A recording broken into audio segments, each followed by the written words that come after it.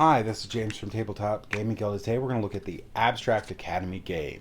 Abstract Academy game is basically where you're going to play students and you're going to try to impress the professor through your course.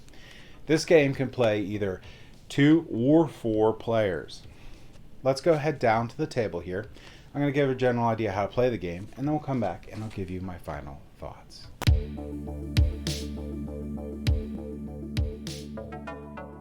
Alright, so this is Abstract Academy. Abstract Academy is going to be played over 3 different rounds, and each of the rounds are going to have a slightly different scoring for it.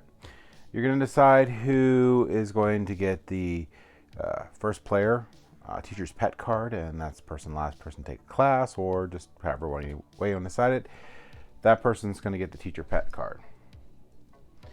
Each player is also going to get 3 cards out of this deck. So you shuffle it up.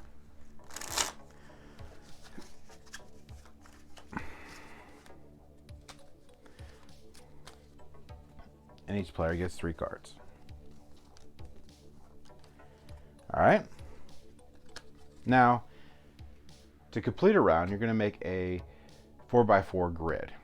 The first player is going to, or the person with the teacher pet card, the first player, is going to put out the assignment for that round. In the first round, you have a yellow, a red, and a blue card.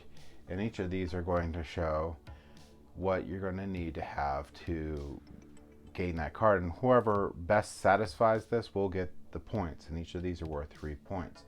You will also get 1 inspiration card each, and these inspiration cards are worth 2 points if you can make the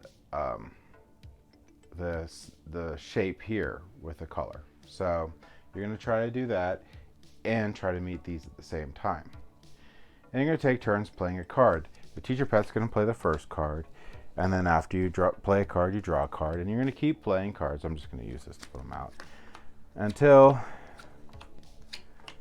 you lock in a 4x4 grid. Once that's done, those are locked in, and the placement on the cards is set. So let's say keep playing cards. All right, now there is, 4x4, sorry. I got it carried away. All right, so now there's a 4x4 grid. Each of one side belongs to each player. So this is like player, this side's this player, this side's this player. This is their home row. So this is home row for this player, this is home row for that player. The only person that can place cards in a home row is that player, unless there's, it's all blocked off and it's this player's turn, they have to place in that row. This is this player's home row, only this player can place in there, same rules. The other player can't play in it unless they have no other choice. This, either player can play into it, but these 2 rows here make up the scoring for this player, and these 2 rows make up the scoring for this player. So throughout the game, your opponent could be throwing cards in your rows here to try to limit your ability to score. And then you're going to look for longest runs of stuff, like this is a long run of yellow here. So all these count, and each card has 4 quadrants that you can see really easily with this card for the scoring. You're going to score each of these. Whoever satisfied them the most will get the points for it. If there's a tie, the person with the teacher's pet card will pass it off to the other player and break the tie, and you do each in order. So the teacher pet card can actually switch hands multiple times during a round. Once the round ends, you'll have your scores, and you're going to go to the second, then the third, and the person with the highest score at the end of the 3rd round wins. However, just to mention, you score differently each round. So this round you had a yellow, red, and blue, but the next round you're going to have 2 of these professor cards. And these 2 professor cards are what you're going to score with. These will be discarded. Not to the top, but they'll be discarded. Just do that for right now. And these 2 professor cards are what you're going to actually need to score for. Balanced composition, basically what you're going to take is, you're going to take the longest run and the shortest run and subtract the shortest run from the longest run, and the person with the smallest number wins. So that's how, because it's balanced for your colors. most colors in an area with only one quadrant, and then whoever gets these will get 5 points each for them. And then the final round, you're actually going to get another professor card and 2 colors of their choice. Now, the teacher pet always flips these, so at the last round, the teacher's pet's going to pick which one, so maybe on the red and the yellow.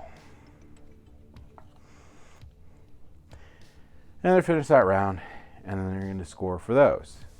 And that's the last round, and the person with the highest score wins. So let's go ahead back up to the table here, and I'll go over my final thoughts for the game.